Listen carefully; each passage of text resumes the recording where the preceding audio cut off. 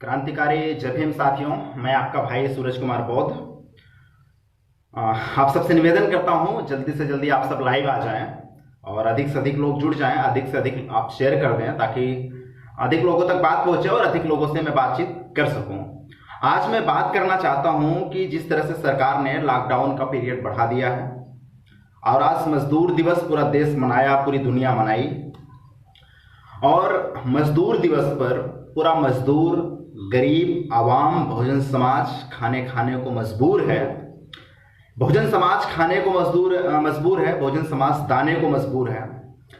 लेकिन सरकार जो हमेशा नरेंद्र मोदी लाइव आते थे, वो एक टाइम देते थे, टाइम आकर के लॉकडाउन का पीरियड बढ़ाते थे, लेकिन इस बार उन्होंने ऐसा नहीं किया क्योंकि जुमलों की जो एक बौछार थी वो खत्म हो चुकी थी, जुमला खत्म हो चुका था। तो इस बार उन्होंने प्रेस नोट जारी कर दिया और प्रेस नोट के जरिए उन्होंने ऐलान कर दिया कि अब जो है लॉकडाउन और आगे तक बढ़ेगा।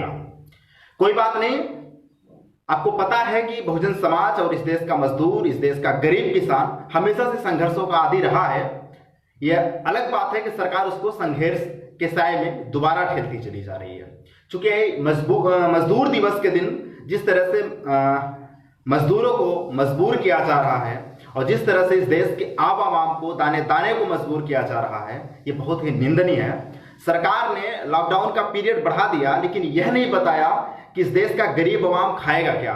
सरकार ने लॉकडाउन का पीरियड बढ़ा दिया, लेकिन यह नहीं बताया कि अस्पतालों की हालात कैसे सही होगी।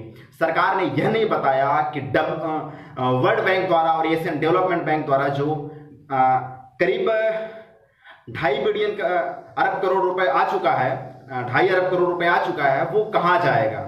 वो सरकार पैसा कहाँ बजट खर्चा कर रही है।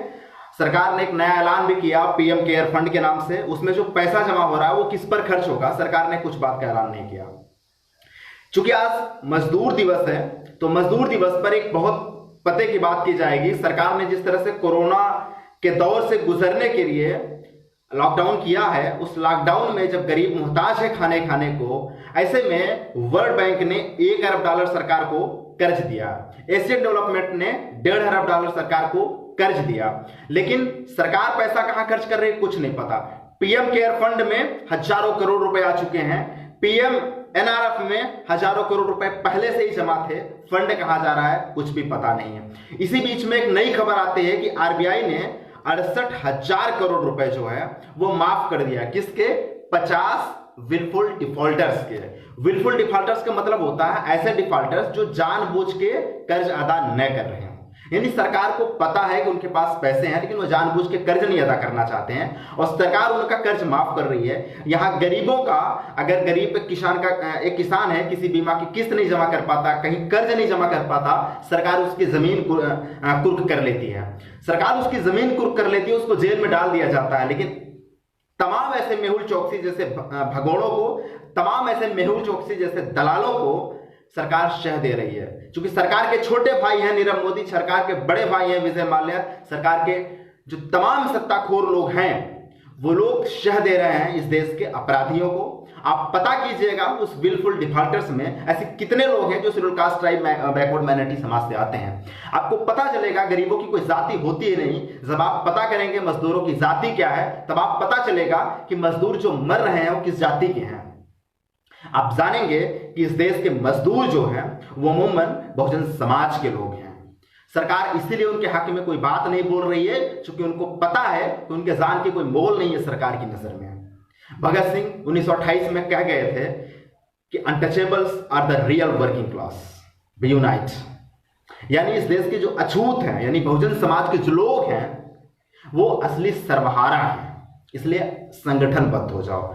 लेकिन इस देश के वामपंथियों ने और इस देश के राइटिस्ट लोगों ने, यानी दक्षिणपंथियों ने बहुजन समाज को धोखा दिया है। बहुजन समाज को धोखा दिया। इसी बात से बाबा साहब जब इस बात को समझते हैं तो बाबा साहब बोलते हैं, caste is not mere division of labours but it is division of labourers to.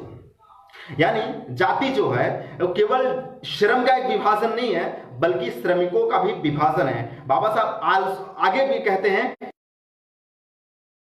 of laborers but it is graded upon one upon other।